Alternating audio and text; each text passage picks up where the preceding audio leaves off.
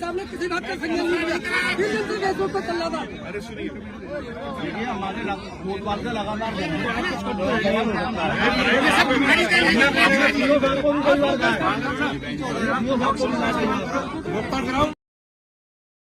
नमस्कार, जय भीम। मैं डॉक्टर महेश वर्मा, आप देख रहे हैं डेमोक्रेटिक भारत।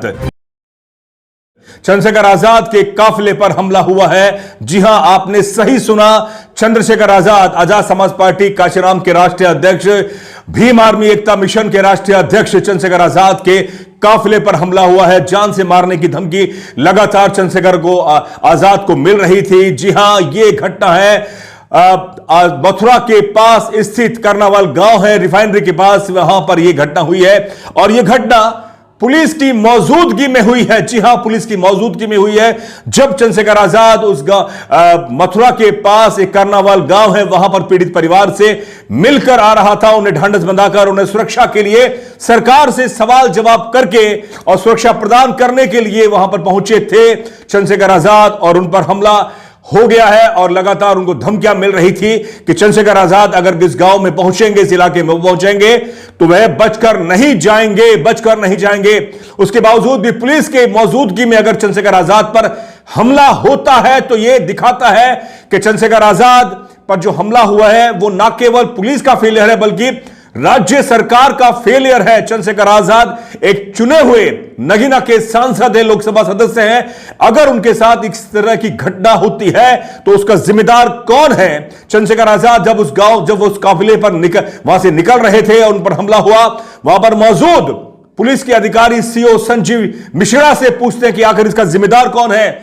आपको मालूम है कि जब मेरा वहां से काफिला निकल रहा था तो मेरे काफिले के पीछे कई गाड़ियां चल रही थी जिन्होंने मेरे काफिले पर हमला किया।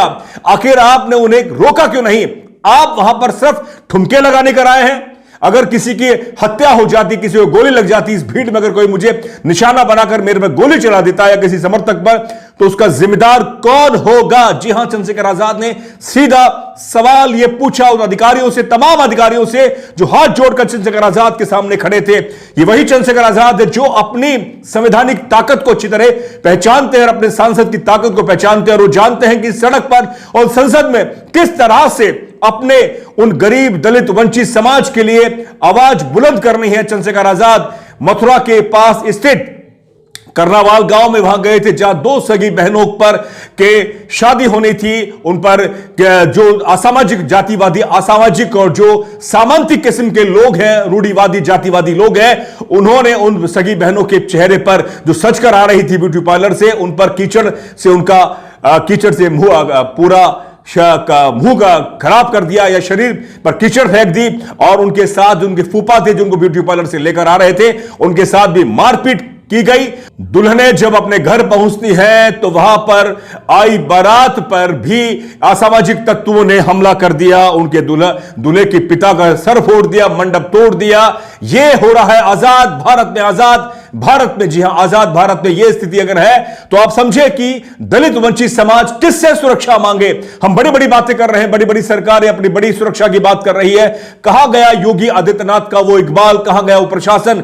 और यह पूरी घटना कोई पहली बार घटना नहीं है। तमाम पूरे देश के अंदर दलित समाज के जो दूल्हे हैं या घोड़ी है या बारात है, उस पर भी आज भी घोड़ी पर चढ़ने नहीं दिया जाता, उनकी निकासी नहीं निकालने दी जाती। पुलिस का जाब्ता तमाम दलितों की बारात में इस तरह से फेरा या सुरक्षा देता है कि मानो यह भारत नहीं कोई और देश हो। इस सवाल उठाता है भारत की सुरक्षा पर, भारत की सरकारों पर कि आखिर उन्होंने सामाजिक व्यवस्था, सामाजिक सद्भाव क्यों नहीं बढ़ाया इन तमाम राजनीतिक पार्टियों और नेताओं ने। चंद्रशेखर आजाद ने सीधा सवाल पूछा कि सुरक्षा का ये जो सेंधमारी हुई है इसका जिम्मेदार कौन है?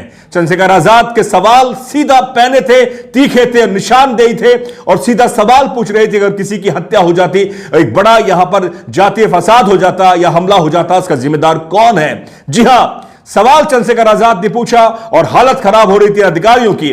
और ये मैं आपको दिखा रहा हूं, ये देखिए कि ये दो दुल्हन हैं, जो बिल्कुल उनका चेहरा इस अखबार में नहीं दिख रहा। अगर आप खबर पढ़ रहे हैं और खबर लिखा है कि मथुरा में दबंगों ने दुल्हन बनी दलित दो सगी बहनों को पीटा।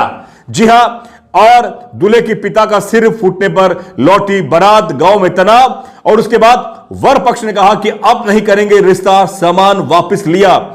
आप समझे कि वो दूल्हा पक्ष, जो वर पक्ष इतना डर गया इस वारदात, इस घटना के बाद में, वो अपनी बारात को वापस ले आए, उनका सामान उन्होंने वापस लौटा दिया।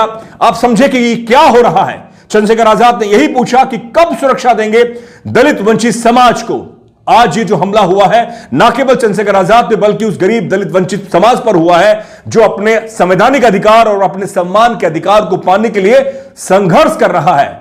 इस मुद्दे पर आप अपनी राय जरूर लिखकर भेजें और सवाल पूछें कि जो आपके नेता, विधायक, सांसद, मंत्री, प्रतिपक्ष नेता, सांसद तमाम जो दलितों के लिए खड़े नहीं होते और वो सिर्फ वो बहानाबाजी करते हैं कि हम तो संवैधानिक पद पर हैं, हम सड़क पर कैसे आ सकते हैं, हम थानेदार से सवाल कैसे कर सकते हैं, कैसे हम कैसे सड़कों पर उतरकर आंदोलन करें। लेकिन उनके सामने दूसरी तरफ चंद्रशेखर आजाद है जो संसद में भी, सड़क पर भी संघर्ष करते हैं पूरी ईमानदारी से। इसीलिए उनके लाखों करोड़ों फॉलोअर्स हैं, उनके समर्थक हैं और पूरी ताकत देते हैं समाज को, दलित समाज को, कि हां हमारा कोई नेता है जो हमारे साथ संसद में भी और सड़क पर खड़ा है। इस मुद्दे पर आपकी क्या राय है, आप लिखकर जरूर भेजें। बहुत बहुत शुक्रिया। जय भीम, जय भारत, जय संविधान।